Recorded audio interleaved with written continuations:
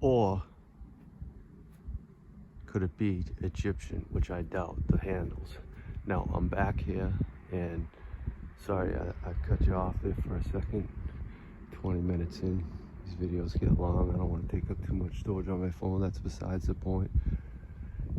And as we talk about the Indians, the early colonials, and how their inspiration came from these early settlers that were before them, and this knowledge was in these early elites, and possibly the commoners weren't aware of it, or could have been their big conspiracy against it back then. No.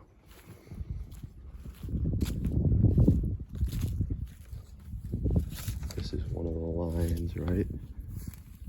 Yep, Moses lion, and right here it says there's 2 child that died here.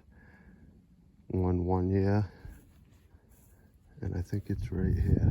I jotted it all down. Sylvia died 1 year, 2 months, and Francis. That's his right here. It's all right here.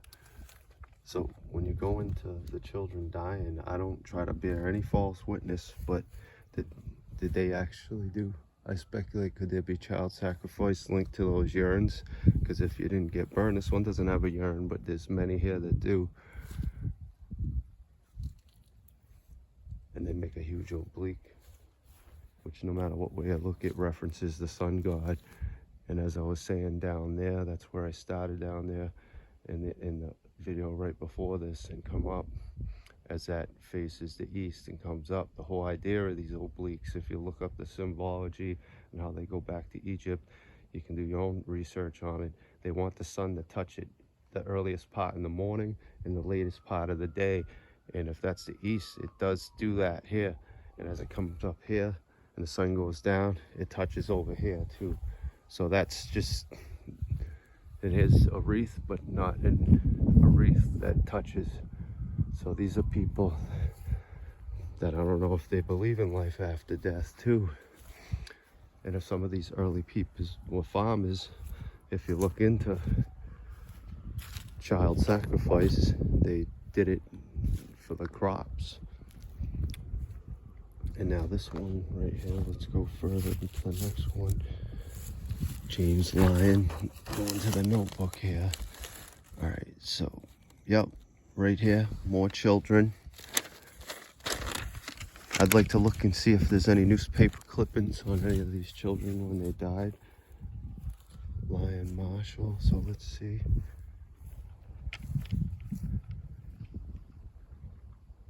Is this the correct one?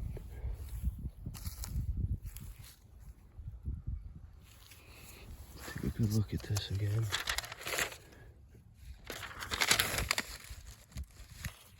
Nope, it'd be number 3.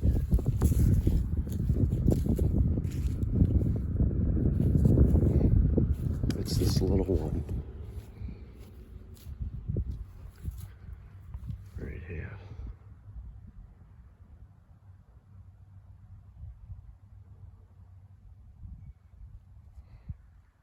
Now the one over there that's cut off, that represents people's life cut off at a shorter age. Could the small stubulus represent a similar thing? And let's look at the names again. Yeah, Edward, 2 years. I'm looking here at my notes because they all come from here. I spent the last few weeks writing these all down one by one. It's meticulous work, but to go true deep into the history further than the history books, you have to do that. 2 years, 3 months.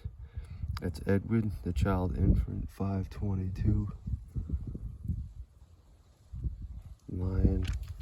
Robert died 15.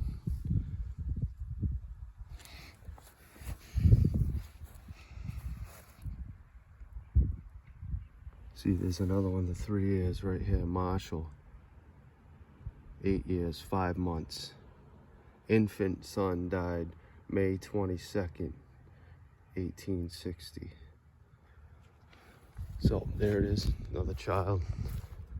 Go into the theorization of possible sacrifice. Do we really know? No. As as I go through this. You got 4, 5. So this would be 4, 5. That's Curtis. And is the next one, which is here.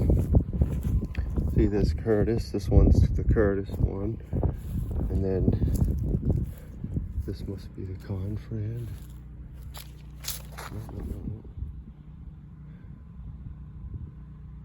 This is William Lyon III. And on this one, there's no children. But as we go to 7, which is this Rufus, which is the huge one, the high Masonic element, the Mathewson, 2 children died here. One was 4, it looks, and the other one, 1. So let's go back and digress. Here it is, right there. A 4-year-old and a 1-year-old on that obelisk. All right, so let's go take another look here. So there's already a few of the possible 9. I think it was 9 I counted in the book. This is how.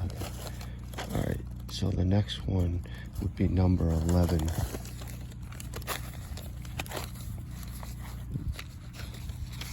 Pain is 8.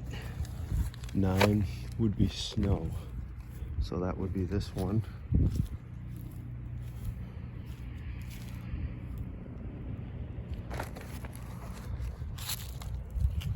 Which doesn't have a child as I'm looking at it, but it does have a urn. It's all older people. I just wondered why, if people don't get cremated, why do they have a urn? And as we come over here, this is the specific one that I wanted to talk about, as it goes back to Mesoamerican. And as Sylvia Estanova, is that her name?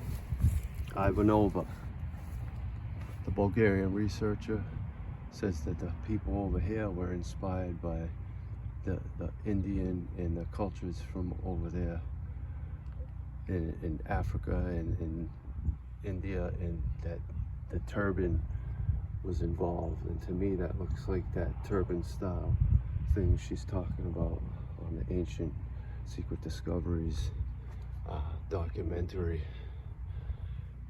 of the hidden history of America, the destruction of ancient American history, the missing chapters, and how the Micmac nation holds symbolism to these ancient people, the double-headed eagle, But now this is a fascinating stone. You know, I'm down, squatting down. This thing's about 5 feet high, super thick. We'll look at the width of it as we go around it. You know, right there, I see it close. It's 1754, and it looks like either something was supposed to be in there and never was put.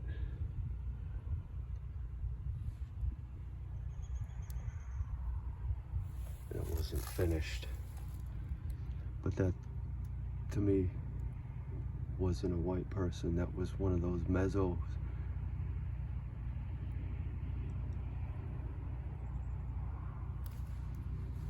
Resembles the Bungay Cemetery, which has so far the oldest gravestones I've seen from the 1600s over there in the New England area.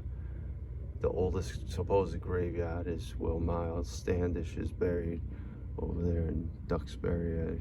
I've been to it. I started a video on it, but I'm gonna go back to that. All right, so William. It is hard to see what that says. That I can't make that out. Camillo. But looks like he died in 1754.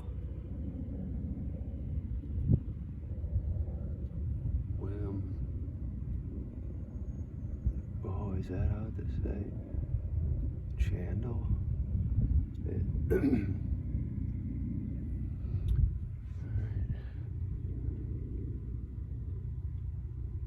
It's Chandler. That's That's what it is. It looks better when you film it than if you're reading it. There's not a second date on this, so it goes pretty low.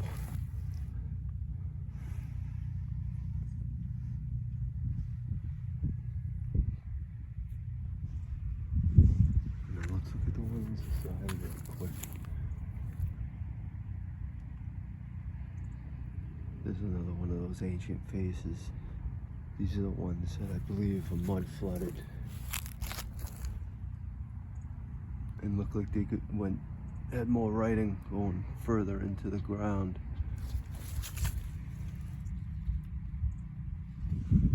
I could be wrong, but they don't look like they're the height they should be. They look like they were tall. If that was the case, this one, say it was a foot of mud flood, that one would be definitely taller. That there's one like that in Oxford. There's another mezzo, and these other things that we looked at in the other video. 1795. And if you notice, these ones that look mud flooded, they don't have a footstone. But as I was talking about the grave subsidence and my theory on that, and as we go right over here, here are the ones that are sunken in. All of them pretty much look like they're sunken straight. That one has a slight bit of kilter, but obviously that stone has more on it than what we're seeing. This one, it's hard to tell. It's a skull, we've seen that. This one, the writing ends where it should. But this one looks like it could definitely be mud flooded, and there's more to it at the bottom of this one. Wow, how would that break off? Abigail Payne, widow of Samuel Payne, 1752. It's got to be one of the oldest ones here. Right here is one that's out of kilter. But the whole idea of this is when someone's buried, I imagine they're buried right where I'm standing.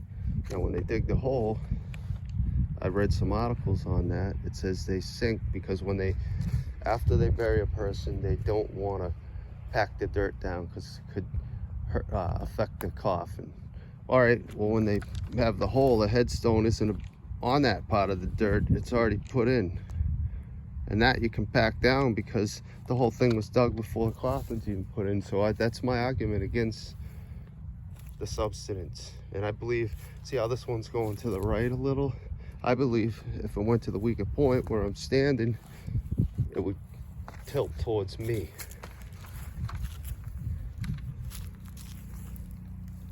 Here's them. One last gander at all these ones with the buddy stones. And look flooded into the ground. That one's right there. That's a broken off one that we've seen.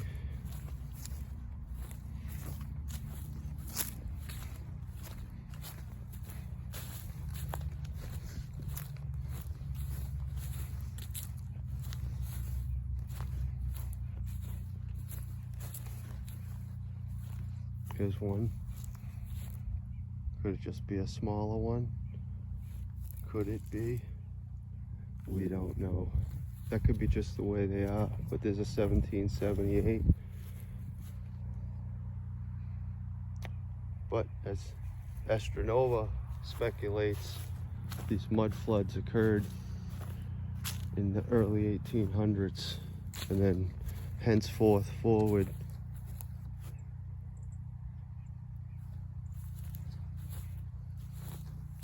we look down, this one right here, see these? They could just be little guys, but it makes me wonder if there was a mud flood over here. Let's go over here. The oldest, if you come to these graveyards and you've watched my videos, These style ones that I'm showing you that I believe could be mud flooded. This one, that one, these ones right here. See how this one, some of the words look like there's more to it. This is a place where I respond my, what? It looks like my head and here to, what does that say?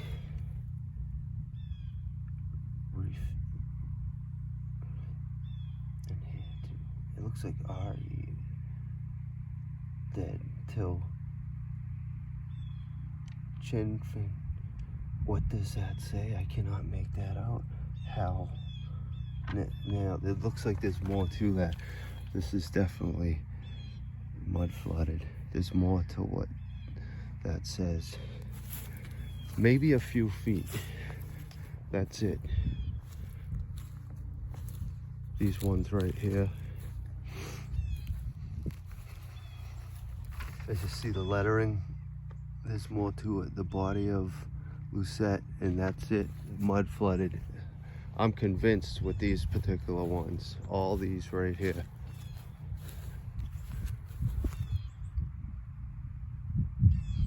Oh yeah. What's this one say? 1720 something. It's definitely 1723. Joseph Bath. On that note, everyone have a happy Thanksgiving. Always revere the Indian and do your own research in history. The truth is hard to find, but speculation is always in the air. And the mission continues. Roby 1, I'm out.